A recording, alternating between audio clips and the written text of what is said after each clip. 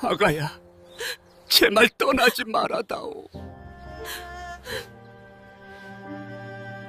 며느리야, 이 집 문턱이 닳도록 드나들어도 좋으니 제발 떠나지 말아다오. 역병이 휩쓸고 간 봄날 아침, 하나뿐인 아들을 땅에 묻은 시아버지가 며느리 앞에 무릎을 꿇었습니다. 마을 사람들은 손가락질했습니다. 아들도 없는 집에 젊은 며느리를 붙잡아 두는 저 영감이 대체 무슨 속셈이냐고. 그러나 시아버지가 평생 단 한 번도 입 밖에 내지 않았던 그 이유는 그가 숨을 거두기 전날 밤 며느리의 손을 꼭 쥐고서야 비로소 흘러나왔습니다. 자, 그럼 오늘도 감동적인 옛날 이야기 지금 바로 시작합니다. 구독, 좋아요 부탁드립니다. 옛날 옛적 충청도 공주 땅 끝자락 느티나무 한 그루가 지키고 선 작은 마을에 최진사라는 양반이 살고 있었습니다.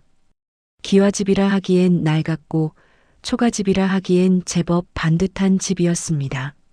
담장 아래로는 봄이면 노란 개나리가 피어났고 마당 한편에는 최진사가 손수 심은 감나무 한 그루가 서 있었습니다.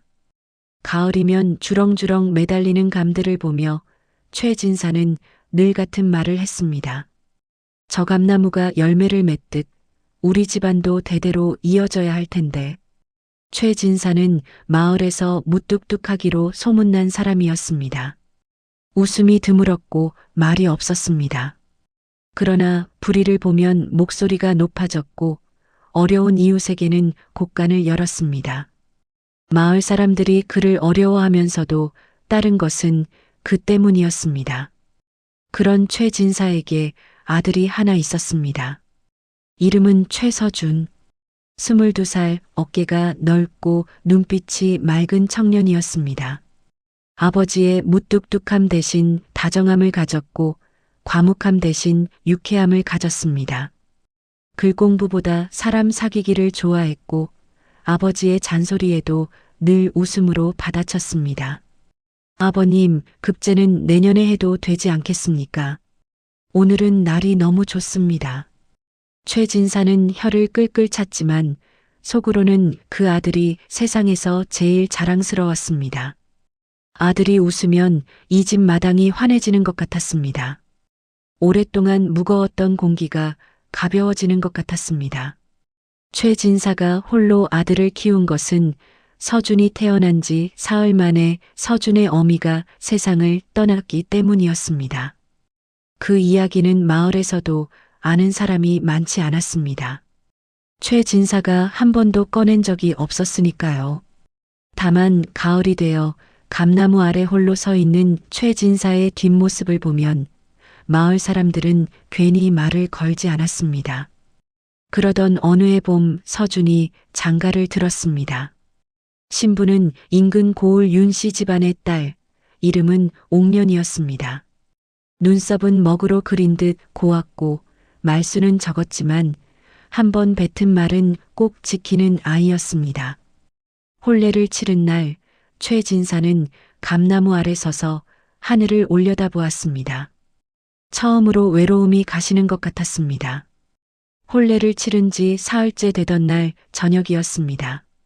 최진사는 사랑채 툇마루에 앉아 담뱃대를 물고 있었고 옥녀는 부엌에서 저녁 밥상을 준비하고 있었습니다. 서준은 마당을 서성이다 아버지 곁에 와 앉았습니다. 아버님, 저 오늘 옥년이한테 혼났습니다. 최진사가 눈썹을 치켜 올렸습니다. 사흘 된 신부한테 혼이 났다니. 제가 감나무 가지를 함부로 꺾었거든요. 그랬더니 하는 말이 살아있는 것은 함부로 꺾는 게 아니랍니다. 꺾인 자리가 아프다고요. 최진사는 잠시 말이 없었습니다.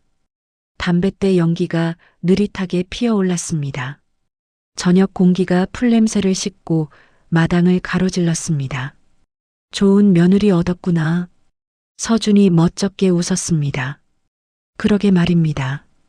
최진사가 낮게 중얼거렸습니다. 사람이든 나무든 뿌리가 있는 것은 함부로 뽑아선 안 되는 법이다. 살아있는 것의 자리는 끝까지 지켜줘야 하느니라. 서준은 그 말을 그냥 흘려들었습니다. 그날 저녁 밥상이 맛있었고 하늘에 별이 많았고 그것으로 충분한 밤이었으니까요. 최진사 댁에서 옥년의 하루는 새벽닭이 울기 전에 시작되었습니다. 아직 어둠이 채 거치지 않은 부엌에서 아궁이에 불을 지폈습니다. 쌀을 씻고 된장을 풀고 나물을 무쳤습니다. 이른 새벽 부엌은 차가웠습니다. 손가락 끝이 시렸지만 내색하지 않았습니다. 최진사가 밥상을 받을 때 하고 짧게 내는 소리, 그것이 옥년에게는 칭찬이었습니다. 서준은 그런 옥년 곁에서 늘 같은 방식으로 감사를 표했습니다. 말로는 하지 않았습니다. 다만 옥년이 새벽에 일어나기 전 먼저 일어나 부엌 아궁이에 불씨를 살려두었습니다. 옥년이 알아채고 눈을 흘기면 서준은 시치미를 뗐습니다. 아궁이가 저절로 켜졌겠지요, 뭐. 옥년이 피식 웃으면 서준도 따라 웃었습니다. 그 웃음이 이 집에서 가장 따뜻한 것이었습니다.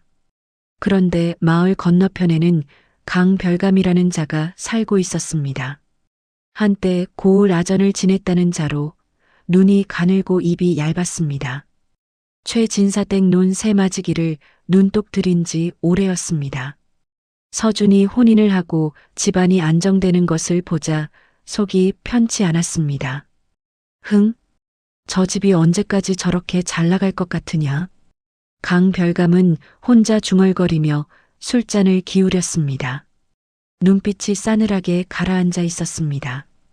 혼인한 지 이듬해 봄이었습니다. 마을에 역병이 돌기 시작했습니다. 처음에는 건넌 마을이었습니다. 며칠 사이 서너 집이 문을 걸어 잠갔습니다. 고을 원님이 방을 붙였습니다. 바깥 출입을 삼가고 물을 끓여 마시라고 했습니다. 최진사는 곳간을 열어 쌀과 약재를 내놓았습니다. 옥년은 이웃집 노파에게 죽을 끓여 날랐습니다. 서준은 마을 어귀에서 병자를 옮기는 일을 도왔습니다. 서방님, 너무 가까이 가지 마세요. 옥년이 말렸지만 서준은 웃었습니다. 걱정 마시오. 내가 어디 약한 사람이오? 그러나 열흘이 지나지 않아 서준이 쓰러졌습니다. 처음에는 단순한 몸살인 줄 알았습니다. 이마가 뜨겁고 기침이 났습니다. 옥년은 밤새 서준 곁을 지키며 찬 수건을 갈았습니다. 수건이 뜨거워지면 우물에서 새물을 떠왔습니다. 우물까지 뛰어가는 발이 차가운 흙을 밟는 것도 느끼지 못했습니다. 서준이 잠깐 눈을 뜰 때마다 옥년은 웃어 보였습니다. 괜찮다고, 곧 나을 거라고. 최진사는 사랑채에서 한숨도 자지 못했습니다. 날이 밝으면 의원을 불렀고 날이 저물면 장독대 앞에 정화수를 올렸습니다. 기도라는 것을 평생 해본 적 없는 사람이었습니다. 그 밤에는 했습니다. 그러나 서준은 일어나지 못했습니다.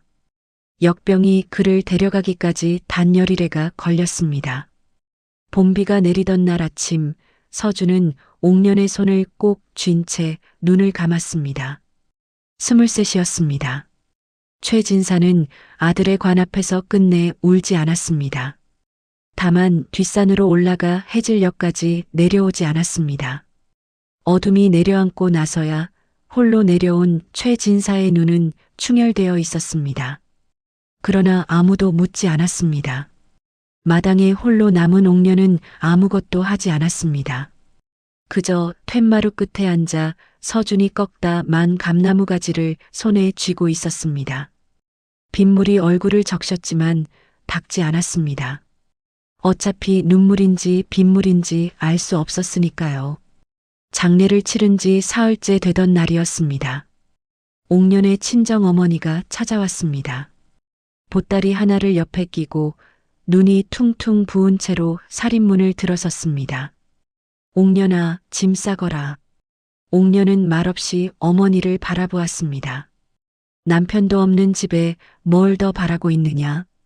친정으로 돌아오면 다시 혼처를 알아봐 줄 수 있다. 내 나이 아직 22이야. 얼마든지 새 출발을 할 수 있어.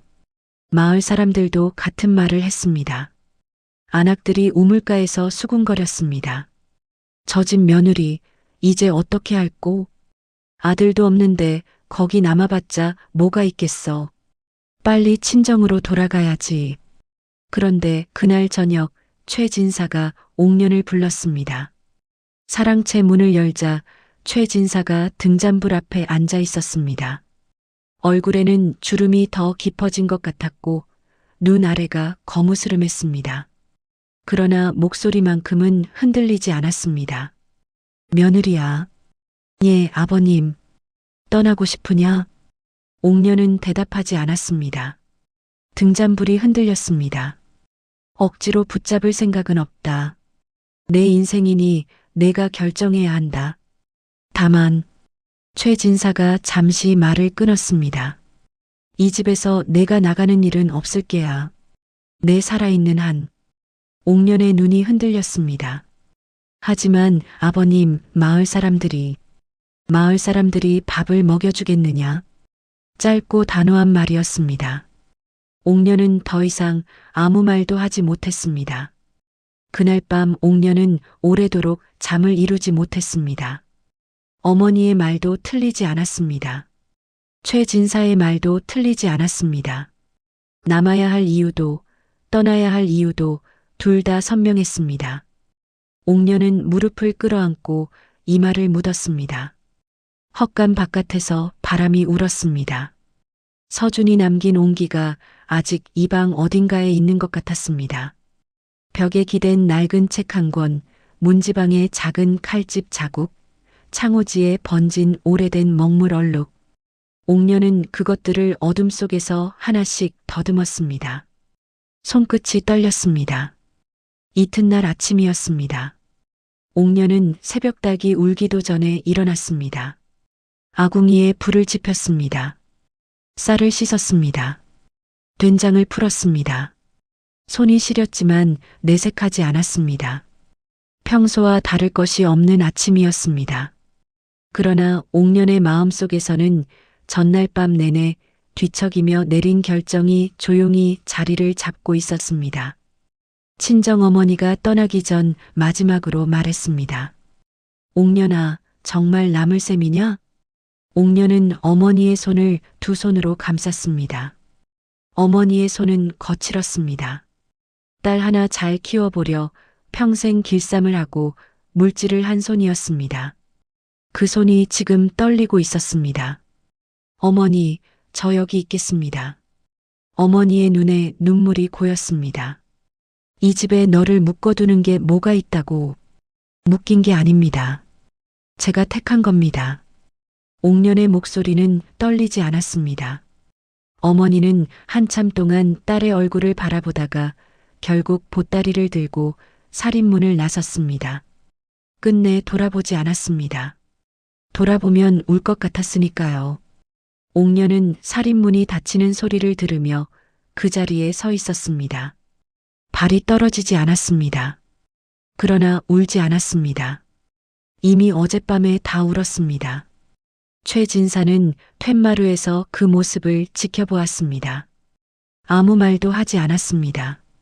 다만 아침 밥상을 받으며 한마디를 했습니다. 잘 먹겠다. 그것이 전부였습니다. 그러나 옥년은 그 한마디가 어떤 긴 말보다 무겁게 가슴에 내려앉는 것을 느꼈습니다. 그로부터 며칠이 지났습니다. 옥년이 우물에서 물을 깃고 있을 때였습니다. 옆집 할멈이 다가왔습니다. 마을에서 가장 나이가 많은 칠순의 노파로 등이 굽었지만 눈빛만큼은 또렷했습니다. 사람들은 그녀를 두고 복할멈이라 불렀습니다. 젊은 시절 남편을 잃고 혼자 아들 셋을 키워낸 사람이었습니다. 마을 사람들이 어려운 일이 생기면 제일 먼저 찾아가는 사람이기도 했습니다. 아가, 물 한 바가지만 얻을 수 있겠나? 옥년이 바가지를 내밀었습니다. 복할멈이 물을 한 모금 마시고는 옥년을 찬찬히 바라보았습니다. 남았구나. 예. 잘했어. 복할멈이 툇마루 끝에 걸터 앉았습니다. 옥년도 그 곁에 앉았습니다. 두 사람 사이로 봄바람이 지나갔습니다. 나도 그랬거든. 24세 남편 잃고 친정에서 10번도 더 오라 했지. 근데 못 가겠더라고. 왜인지 아나? 옥년이 고개를 저었습니다. 그 집 마당에 남편이 심은 대추나무가 있었거든. 내가 떠나면 저 나무는 누가 돌봐주나 싶었어. 바보 같지? 복할멈이 주름진 얼굴로 웃었습니다. 옥년은 웃지 않았습니다. 가슴이 먹먹했습니다. 이 집 마당에 감나무가 떠올랐습니다. 서준이 올라가다 떨어진 나무, 최진사가 매일 올려다보는 나무. 그 대추나무 지금도 있소? 복할멈이 고개를 끄덕였습니다. 올해도 열매 맺었어. 해마다 우리 영감 제삿날 그 나무 아래 제상을 차린다네. 옥년은 아무 말도 하지 않았습니다. 두 사람은 한동안 말없이 앉아 있었습니다. 그러다 복할멈이 목소리를 낮추었습니다. 근데 있잖아, 아가. 최진사 어른 있잖소. 예. 저 양반이 왜 너를 붙잡는지 아나? 옥년이 고개를 들었습니다. 나도 다는 모르지.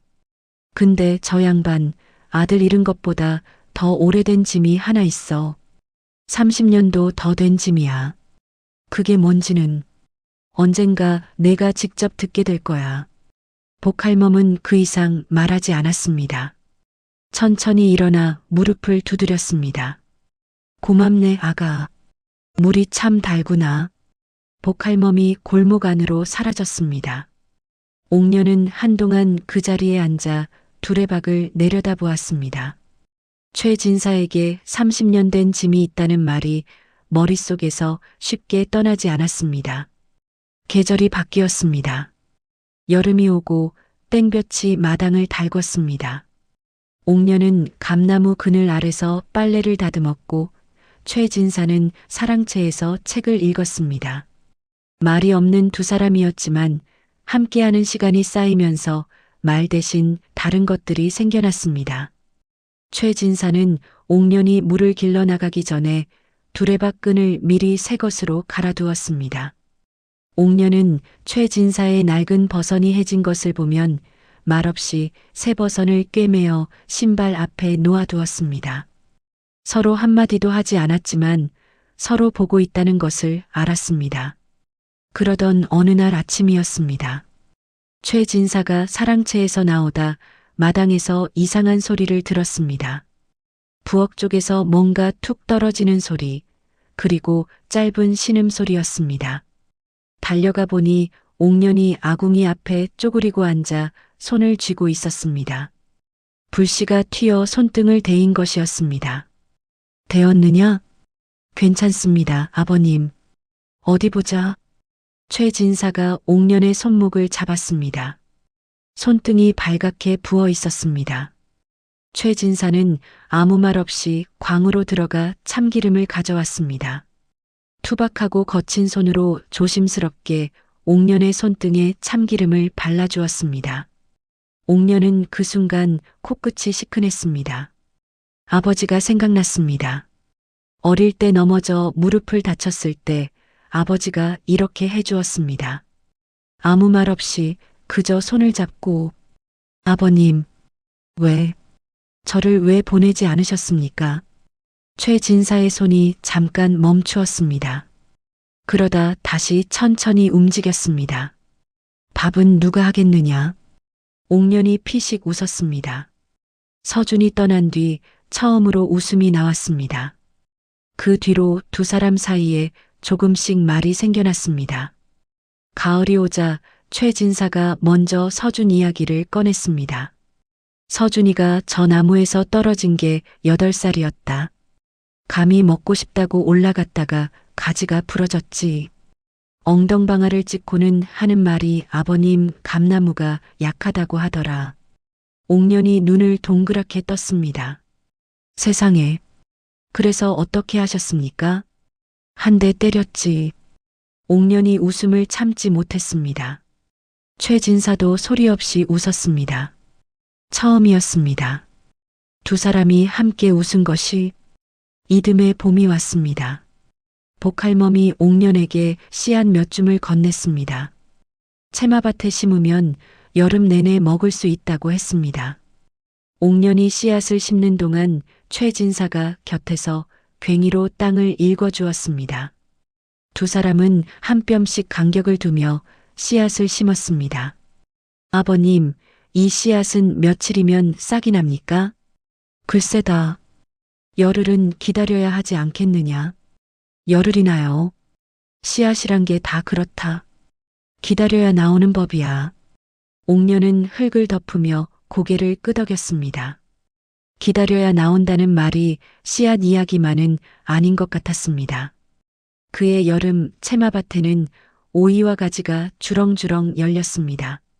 옥년이 가지를 따서 저녁찬으로 올리자 최진사가 밥 2그릇을 비웠습니다. 여전히 잘 먹겠다 한마디였지만 그 한마디가 점점 더 깊이 들렸습니다. 그의 가을이 지나고 첫눈이 내리던 날 아침이었습니다. 옥년이 부엌문을 열자 마당이 하얗게 덮여 있었습니다. 감나무 가지 위에도 눈이 소복이 쌓여 있었습니다. 옥년은 잠깐 그 자리에 서서 그것을 바라보았습니다. 숨을 내쉬자 하얀 입김이 피어올랐습니다. 그때 사랑채 문이 열렸습니다. 최진사가 나왔습니다. 두루마기를 단단히 여미고 마당을 내다보다가 옥년과 눈이 마주쳤습니다. 눈이 많이 왔구나. 예, 아버님. 오늘은 길이 미끄러울 것 같습니다. 그럼 오늘은 나가지 말거라. 최진사는 그 말을 남기고 툇마루에 앉았습니다. 옥년은 부엌으로 들어가 아궁이에 불을 지폈습니다. 장작이 타들어가는 소리가 났습니다. 불길이 살아나자 손끝부터 따뜻해졌습니다. 아침 밥상을 차려들고 나가자 최진사가 눈 쌓인 감나무를 바라보고 있었습니다. 서준이는 눈만 오면 저 나무를 흔들었지. 옥년이 밥상을 내려놓으며 대답했습니다. 알고 있습니다. 저한테도 그러더니 눈 맞았다고 좋아했습니다. 최진사가 피식 웃었습니다. 그 녀석 어릴 때부터 못된 짓은 꼭 남 끌어들였어. 두 사람은 눈 쌓인 마당을 바라보며 함께 아침을 먹었습니다. 수저 소리와 눈 위로 참새 발자국 찍히는 소리만 들렸습니다. 말이 없었지만 불편하지 않았습니다. 오히려 이 고요함이 따뜻했습니다. 그 겨울 최진사는 처음으로 옥년에게 먼저 말을 걸었습니다. 어느 저녁이었습니다. 두 사람이 밥상을 마주하고 있을 때 최진사가 불쑥 물었습니다. 춥지 않으냐? 방이. 옥년이 고개를 들었습니다. 괜찮습니다, 아버님. 아랫목이 더 따뜻하니 자리를 옮기거라. 옥년은 잠시 말이 없었습니다. 그러다 조용히 대답했습니다. 예, 아버님. 짧은 대화였습니다. 그러나 옥년은 그날 밤 아랫목에 자리를 펴며 생각했습니다. 이 사람이 이런 말을 할 수 있는 사람이었구나. 이 집이 이런 집이었구나. 등잔불이 꺼진 뒤에도 한동안 잠이 오지 않았습니다. 가슴이 따뜻해서였습니다. 그러나 세상이 그 온기를 가만두지 않았습니다. 그의 가을이었습니다. 감나무에 감이 유독 많이 달린 해였습니다. 옥년은 장대로 감을 따서 곶감을 만들었습니다. 처마 아래 주렁주렁 매달린 곶감들이 바람에 흔들렸습니다. 최진사가 마당에 나와 그것을 바라보았습니다. 서준이가 좋아했지. 곶감을. 처음이었습니다. 최진사가 먼저 서준의 이름을 꺼낸 것이. 옥년이 조용히 대답했습니다. 예. 한 번에 3개씩 드셨습니다. 최진사가 낮게 웃었습니다.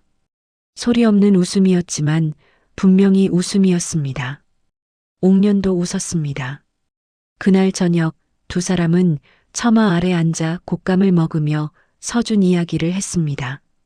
서준이 어릴 때 감나무에 올라가다 떨어진 이야기, 글 공부는 싫어하면서 아버지 몰래 소설책을 읽다 들킨 이야기, 홀레날 아침 긴장해서 밥을 3그릇이나 먹은 이야기. 옥녀는 그날 밤 처음으로 울지 않고 잠들었습니다. 이것이 끝인 줄 알았습니다. 이 집에서 이렇게 살아가면 되는 줄 알았습니다. 그러나 며칠 후 고을 원님의 사령이 최진사댁 대문 앞에 나타났습니다. 최진사를 관하로 모시고 오라는 분부이십니다. 관하로 불려간 최진사 앞에 고을 원님이 앉아 있었습니다. 원님은 나이가 젊었고 눈빛이 날카로웠습니다. 강별감이 올린 고발장이 원님의 손에 들려 있었습니다. 내용인즉 최진사가 아들을 잃고도 젊은 며느리를 억지로 붙잡아두며 부녀의 도리를 어기고 있다는 것이었습니다. 최진사, 이 내용이 사실이요? 최진사가 허리를 곧게 폈습니다. 며느리가 스스로 남기를 택했습니다. 며느리의 뜻이라 해도 아들도 없는 시댁에 머무는 것이 예법에 맞는 일이요? 사람을 내치는 것이 예법에 맞는 일입니까? 원님의 눈썹이 꿈틀했습니다. 강별감이 옆에서 목소리를 높였습니다. 원님, 저 고집센 영감 말에 속으시면 안 됩니다. 저 집 사정을 제가 똑히 보았습니다. 조용히 하시오.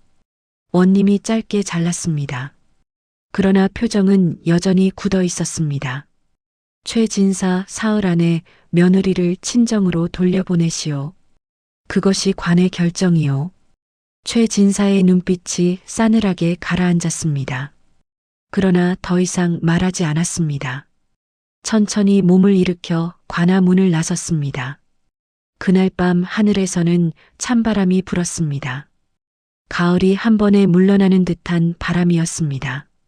최진사는 집으로 돌아오는 길 내내 아무 말이 없었습니다.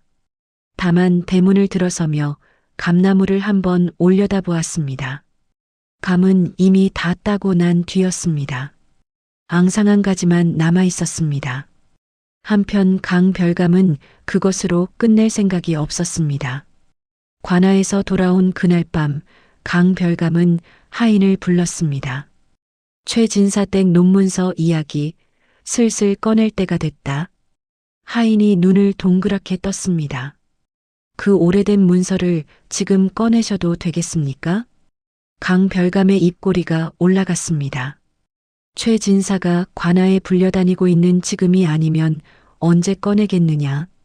사람이 흔들릴 때 쳐야 넘어지는 법이다.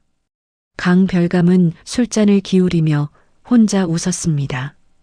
그 웃음이 차갑게 방 안에 퍼졌습니다. 최진사 댁에서는 그날 밤 아무도 잠들지 못했습니다. 옥녀는 방 안에 앉아 무릎을 끌어안았습니다. 관아에서 돌아온 최진사의 얼굴이 떠올랐습니다. 평소보다 더 굳어 있었고 저녁 밥상을 거의 건드리지 않았습니다. 무슨 일이 있었는지 옥녀는 묻지 않았습니다. 물어보면 짐이 될 것 같았습니다. 사랑채에서는 최진사가 등잔불도 켜지 않은 채 앉아 있었습니다. 어둠 속에서 담뱃대를 물었다 놓았다를 반복했습니다. 담배 냄새가 마당까지 흘러나왔습니다. 그날 밤 두 사람 사이 마당에는 찬바람만 오갔습니다. 사흘째 되던 날 아침이었습니다. 옥녀는 여느 때처럼 새벽닭이 울기 전에 일어났습니다. 아궁이에 불을 지폈습니다. 쌀을 씻으려 손을 물에 담그는 순간 살인문 밖에서 인기척이 들렸습니다. 이른 새벽에 찾아올 사람이 없었습니다. 옥년이 부엌문을 열고 나가보니 고을 원님의 사령 둘이 대문 앞에 서 있었습니다. 최진사댁 며느리 되시오? 옥년이 고개를 끄덕였습니다. 관의 명이요. 오늘 안으로 친정으로 돌아가시오. 그 소리에 최진사가 사랑채 문을 열고 나왔습니다. 잠을 자지 않은 얼굴이었습니다. 눈 아래가 깊이 꺼져 있었고 두루마기 고름이 비뚤어져 있었습니다. 사흘이 지나지 않았소. 오늘이 사흘째입니다. 진사어른. 최진사의 주먹이 천천히 쥐어졌습니다. 그때 강별감이 사령들 뒤에서 모습을 드러냈습니다. 입꼬리에 웃음을 달고 있었습니다. 최진사, 이왕 이렇게 된 것, 논문서 이야기도 함께 하는 것이 좋겠소. 30년 전 선친께서 우리 아버님께 빌린 논 세마지기, 그 문서가 아직 남아있다오. 최진사의 얼굴이 굳었습니다. 그 문서는 이미 해결된 것이오. 허허, 해결이 됐으면 문서가 왜 남아있겠소? 원님께도 함께 올렸으니 확인해 보시구려. 강별감의 목소리는 낮고 차가웠습니다. 오래 벼려온 칼날 같았습니다. 옥녀는 부엌문 앞에 서서 그 광경을 바라보았습니다. 최진사의 뒷모습이 보였습니다. 반듯하게 세운 허리, 꽉 쥔 주먹. 그러나 옥녀는 알았습니다. 저 등이 지금 얼마나 무거운지.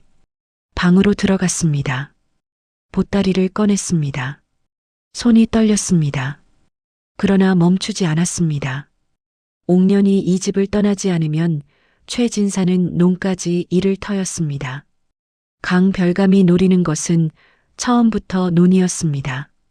자신은 그 빌미가 되고 있었습니다.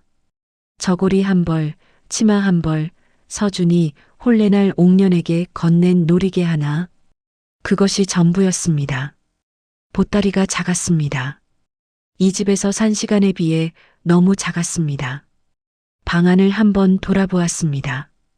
벽에 기대어 있는 낡은 책 한 권, 문지방에 새겨진 작은 칼집 자국, 창호지에 번진 오래된 먹물 얼룩, 서준의 흔적들이었습니다. 손으로 만지지 않았습니다. 만지면 떠날 수 없을 것 같았으니까요. 마당으로 나오자 최진사가 서 있었습니다. 사령들은 이미 물러가고 강별감도 사라진 뒤였습니다. 마당에는 두 사람만 남아 있었습니다. 한동안 말이 없었습니다. 찬바람이 마당을 가로질렀습니다. 감나무 가지가 흔들렸습니다. 아버님, 저 가겠습니다. 최진사가 천천히 고개를 끄덕였습니다. 눈을 마주치지 않았습니다. 감나무 가지 끝을 바라보고 있었습니다. 옥년이 살인문을 나섰습니다. 돌아보지 않았습니다. 돌아보면 발이 떨어지지 않을 것 같았으니까요. 최진사는 그 뒷모습이 골목 모퉁이를 돌아 사라질 때까지 서 있었습니다. 그리고 마당 한가운데 홀로 남았습니다. 감나무 아래였습니다. 바람 한 점 없는 아침이었는데 앙상한 가지가 흔들리는 것 같았습니다. 최진사는 손을 뻗어 감나무 줄기를 짚었습니다. 거칠고 차가운 껍질이 손바닥에 닿았습니다. 서준을 묻던 날 이후로 처음으로 이 나무에 손을 댔습니다. 그날 밤 최진사는 밥을 먹지 않았습니다. 서준이 쓰던 낡은 책을 꺼냈다가 다시 넣었습니다. 등잔불을 켰다가 껐습니다.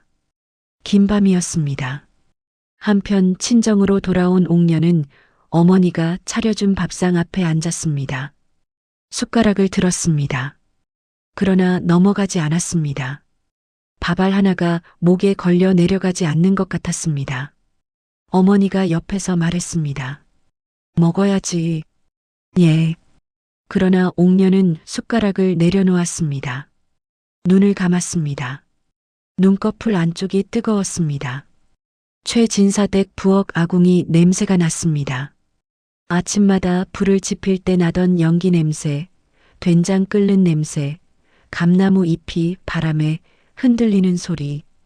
그 집의 모든 것이 한꺼번에 밀려왔습니다. 그날 밤 옥녀는 무릎을 끌어안고 이마를 묻었습니다. 어깨가 천천히 흔들렸습니다. 소리를 내지 않으려 이를 악물었습니다. 그래도 눈물은 멈추지 않았습니다. 밤이 깊었습니다. 최진사는 빈 사랑채에 홀로 앉아 있었습니다. 등잔불도 켜지 않았습니다.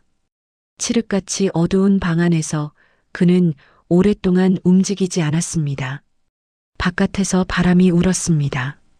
문풍지가 떨렸습니다. 차가운 방바닥의 냉기가 무릎을 타고 올라왔지만 자리를 옮기지 않았습니다. 꺼진 등잔에서는 기름 냄새가 희미하게 났습니다. 아들을 잃었을 때도 이 자리에 이렇게 앉아 있었습니다. 그때와 지금이 다른 것이 있다면 그때는 부엌에서 옥년이 밥 짓는 냄새가 났다는 것이었습니다. 지금은 아무 냄새도 나지 않았습니다. 집안이 너무 고요했습니다.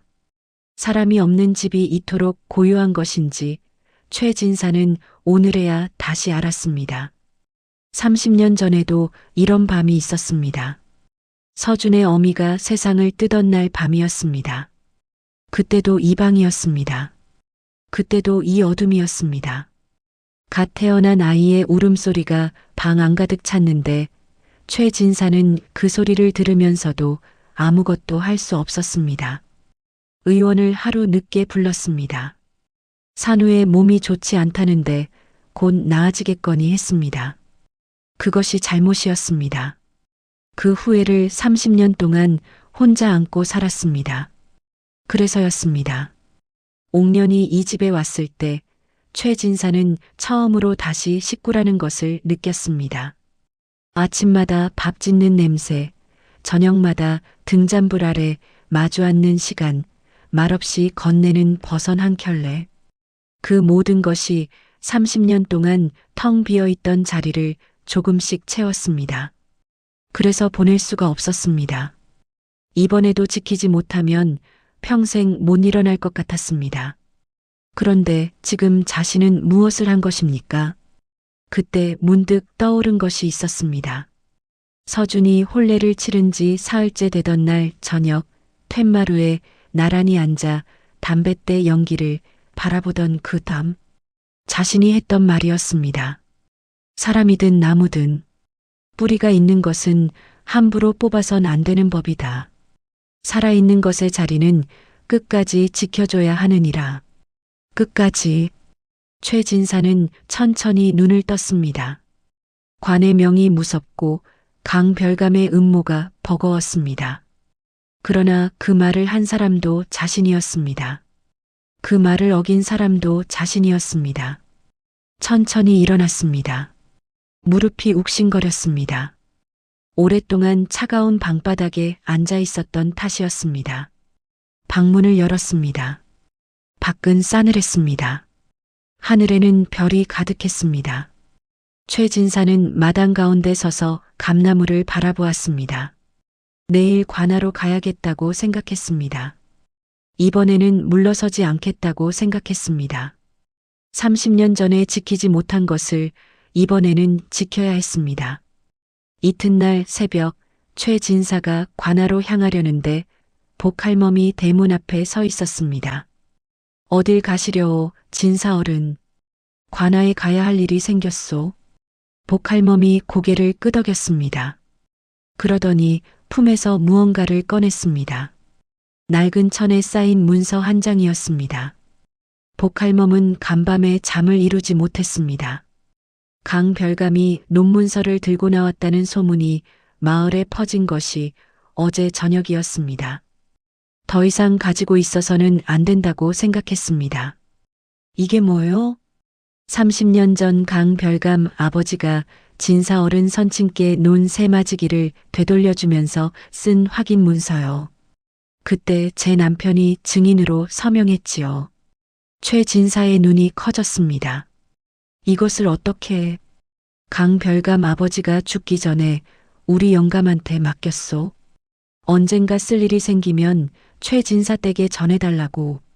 제 남편도 죽으면서 나한테 같은 말을 했지요. 마음에 걸려 평생 간직해왔소. 복할멈의 눈이 잠시 먼 곳을 바라보았습니다. 강별감 그 자식이 아버지 뜻을 어기고 저 짓을 하는 걸 두고 볼 수가 없었소. 사람이 죽어서도 부끄러워서야 되겠소. 최진사가 천천히 문서를 받아들었습니다. 손이 미세하게 떨렸습니다. 30년 된 문서였습니다. 종이가 누렇게 바랬지만 글씨는 또렷했습니다. 복할멈이 덧붙였습니다. 그리고 진사어른, 며느리 아가씨 친정에 사람 보내시오. 아가씨가 친정에서 밥을 못 먹고 있다 하오. 이틀째 숟가락을 들었다 놓는다고. 최진사가 고개를 들었습니다. 눈빛이 흔들렸습니다. 이틀째라 했소? 예. 그 집 생각에 아무것도 넘어가지 않는다 하오. 최진사는 더 이상 지체하지 않았습니다. 문서를 품에 넣고 걸음을 옮겼습니다. 복할멈이 그 뒷모습을 바라보며 낮게 중얼거렸습니다. 이제 됐구나. 관아 마당에 최진사와 강별감이 마주 섰습니다. 원님이 상석에 앉았습니다. 아침 햇살이 관아 마당을 가득 채우고 있었습니다. 강별감은 자신만만한 표정으로 서 있었습니다. 최진사가 무슨 수로 30년 된 채무를 뒤집겠느냐는 눈빛이었습니다. 강별감이 먼저 문서를 펼쳐 원님 앞에 내밀었습니다. 원님, 이 문서를 보십시오. 최진사 선친께서 저희 아버님께 빌린 논 세마지기에 대한 차용 문서입니다. 아직 해결되지 않은 채무입니다. 원님이 문서를 받아 살폈습니다. 그러자 최진사가 천천히 품에서 낡은 문서 한 장을 꺼냈습니다. 원님, 이것도 함께 살펴봐 주십시오. 원님이 두 번째 문서를 펼쳤습니다. 읽어내려가는 원님의 안색이 달라졌습니다. 문서 하단에 고을 전임 원님의 직인이 찍혀 있었습니다. 30년 전 논 반환을 공식 확인한 관인 문서였습니다. 증인으로 서명한 이름도 또렷했습니다. 강별감의 낯빛이 하얗게 변했습니다. 원님이 두 문서를 나란히 펼쳐놓고 천천히 비교했습니다. 차용 문서의 날짜와 반환 확인 문서의 날짜, 전임 원님의 직인, 증인의 서명, 모든 것이 맞아떨어졌습니다. 원님의 눈빛이 강별감에게로 향했습니다. 강별감, 이 반환 문서를 알고 있었소? 강별감의 눈이 흔들렸습니다. 소인은 그런 문서가 있는 줄 몰랐습니다. 누군가 위조한 것이 분명합니다. 위조라 하셨소? 원님이 낮게 물었습니다. 그렇다면 전임 원님의 직인도 위조란 말이오? 강별감이 말문이 막혔습니다.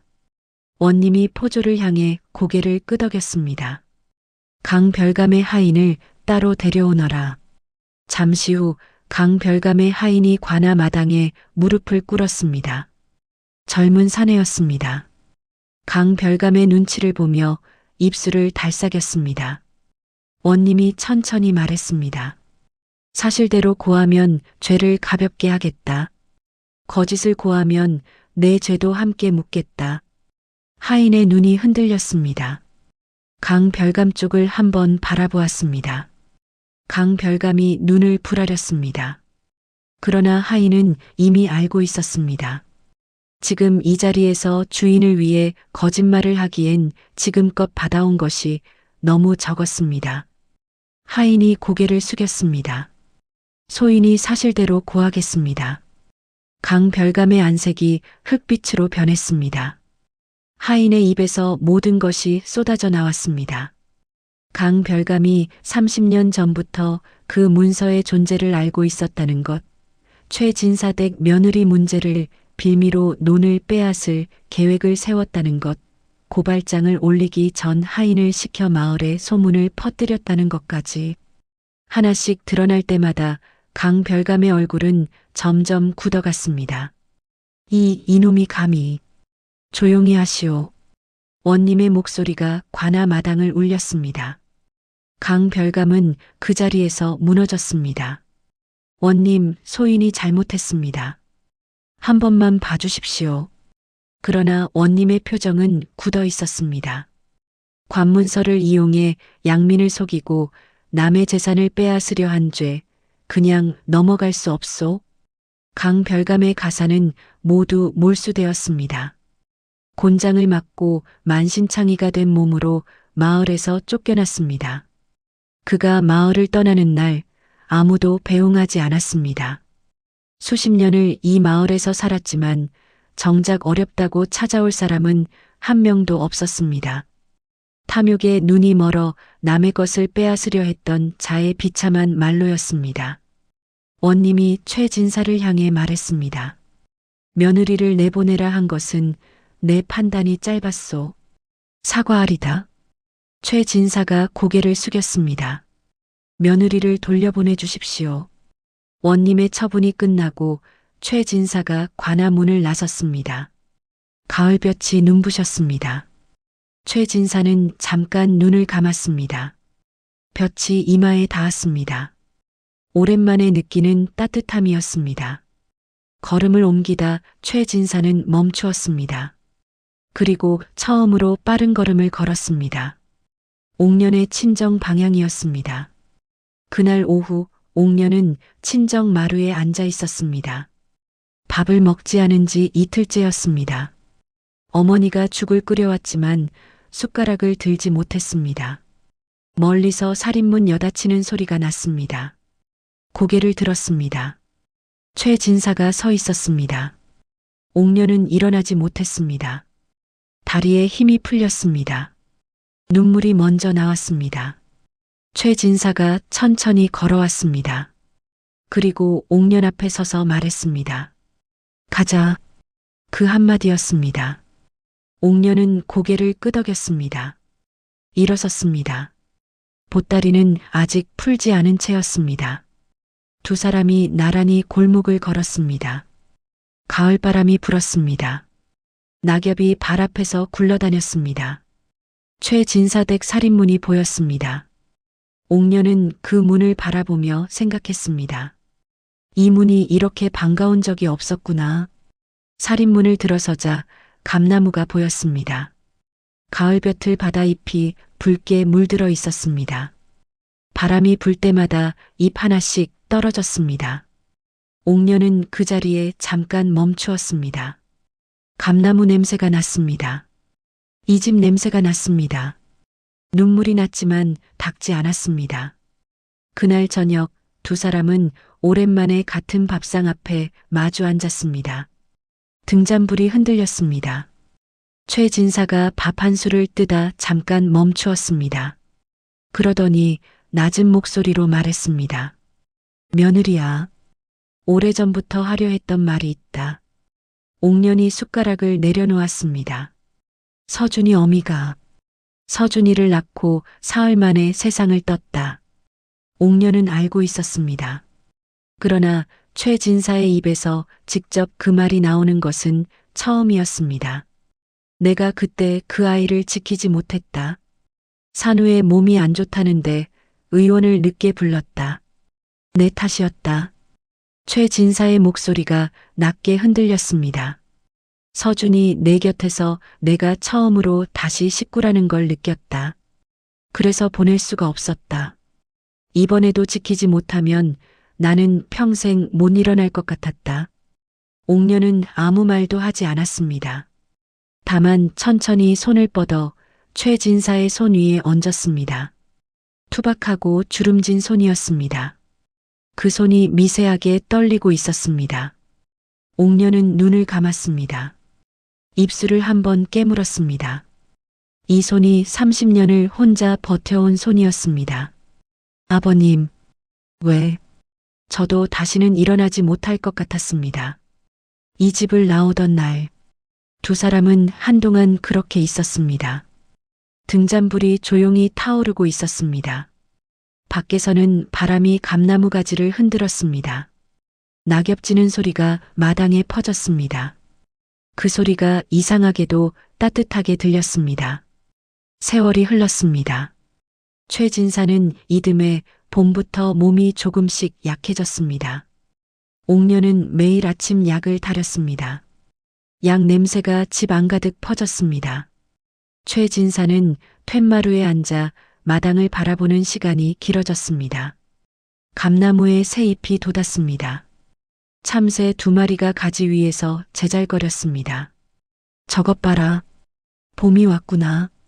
예, 아버님. 왔습니다. 옥년은 최 진사 곁에 앉아 함께 감나무를 바라보았습니다. 한때는 이 마당이 텅 빈 것 같았습니다.